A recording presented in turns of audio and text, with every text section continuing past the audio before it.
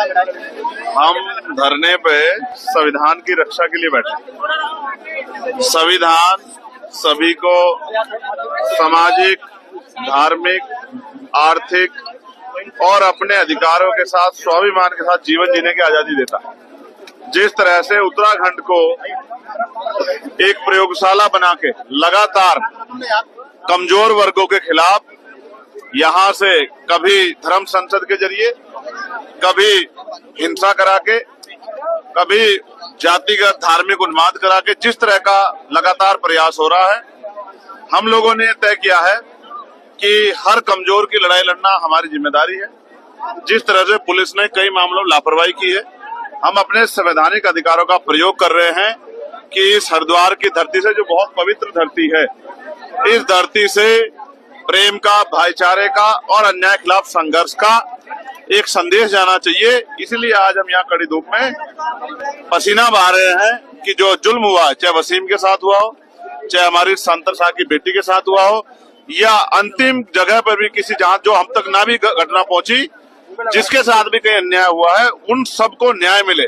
और उत्तराखंड, जिसको देवभूमि कहा जाता है, जो पवित्र जगह है, अगर वहां पे भी नफरत की चोटियां ऊंची हो जाएगी तो हम, क्योंकि मैं तो यहाँ का रहने वाला हूँ, मेरा तो ये घर है, मेरा तो ये जिला है, मेरा तो ये प्रदेश है, तो मेरी सबसे पहले जिम्मेदारी बैठती है कि मैं अपनी जिम्मेदारी को अदा करूं।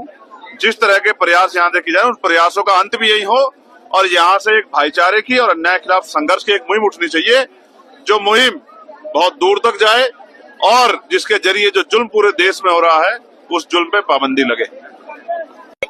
मैं छुट्टी नहीं रखता हूँ। जब तक वहाँ प्रचार का कार्य था, मैंने वहाँ प्रचार किया।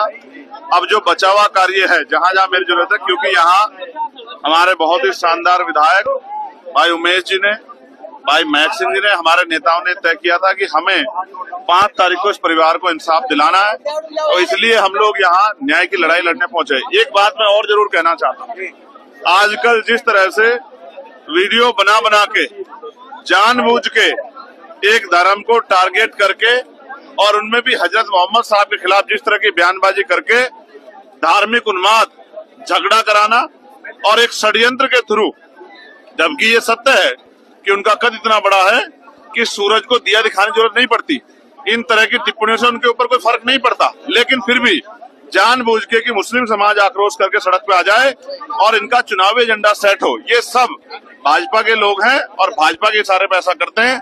ऐसा बयान देने वाले जिन्होंने हजरत मोहम्मद साहब के बाद या किसी भी धार्मिक इश्क के खिलाफ कोई बयान देता है, उन पर सख्त कार्रवाई करनी चाहिए। और मैं तो ये कहूंगा, गाजियाबाद वाले जिनका दिमाग खराब हो गया है, उनके खिलाफ एनएसए कार्रवाई करके उनको जेल में ठूसना चाहिए। किसी भी तरह का जो है आक्रोश, में जनता से भी कहूंगा, वो सड़कों पे ना आए। उस काम की जिम्मेदारी के लिए हम लोग जनप्रतिनिधि हैं, हम अपनी ड्यूटियां करेंगे, चाहे वो मुस्लिम समाज के इस्लाम धर्म का मामला हो, चाहे सिख धर्म का मामला हो, चाहे बौद्ध का हो, चाहे हिंदू धर्म का हो, चाहे क्रिश्चियन धर्म हो, किसी भी धर्म के इष्ट पर अगर कोई टिप्पणी की जाएगी और सामाजिक भाईचारा तोड़ने का या धार्मिक उन्माद पैदा करने का प्रयास अगर कोई भी गुंडा करेगा, तो हम उसके खिलाफ सख्त से सख्त कार्रवाई करवाएंगे। और मैं पार्लियामेंट में जिस तरह से हजरत मोहम्मद साहब खिलाफ इस तरह की बयानबाजी करके धार्मिक भाईचारा बिगाड़ने का काम किया जाए, मैं इसके खिलाफ सड़कों पे भी आंदोलन करूंगा और पार्लियामेंट में भी इसके खिलाफ जोरदार आवाज उठाऊंगा कि इस तरह की हथकंडे, इस तरह की साजिशें कामयाब ना हो। मैं कह रहा हूँ, एक बड़े समुदाय को उकसा के और अपना चुनावी एजेंडा जो है साधने की कोशिश की जाए। मैं बहुत जिम्मेदारी से कहूंगा अपने मुस्लिम भाइयों से कि वो इस तरह के आंदोलन का हिस्सा ना बने। जब आप लोगों ने हमें वोट देकर जनप्रतिनिधि बनाया है, तो हम आपकी आवाज पार्लियामेंट में भी और सड़कों पर भी उठाएंगे, हम इसके लिए हैं। लेकिन आप इनके षड्यंत्र में ना आए। जिस तरह से आप सड़कों पे आओगे तो इनका जो है चुनावी एजेंडा सेट होता जाएगा, तो बहुत समझदारी से काम ले, धैर्य का समय। ठीक है, एक दूसरे को धक्का मुक्की ना करें, वहीं पर अपनी जगह पर बैठ जाए।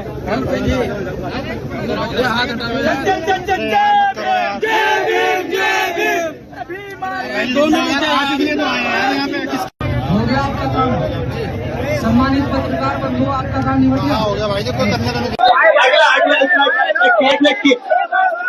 फरमान जी को भेजिए, फरमान जी को, फरमान जी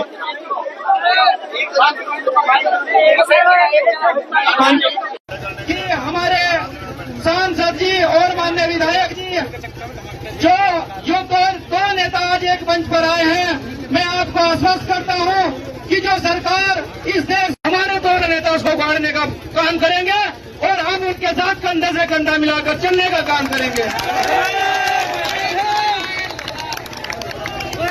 और देखिए जगह तो बनवाओ कम से कम।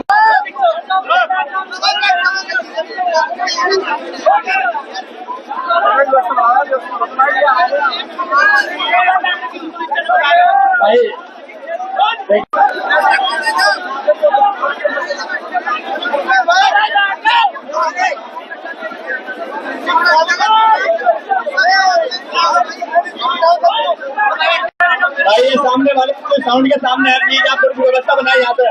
ये सामने वाले बैठिए यार, आप भाग बहुत कर में है आप लोग शांति पूरा दिन रखना है। अभी तो एक भी नहीं बचा, आप लोग समझ गए। देखिए बैठे जो वास्तव में भी हमारे भारतीय जनता पार्टी और समाजिक संगठनों को प्यार करते हुए बैठ जाएंगे, तो आज न्याय दिलाने के लिए पहुंचे बैठने का काम करेंगे। बैठिए, इधर से बैठिए।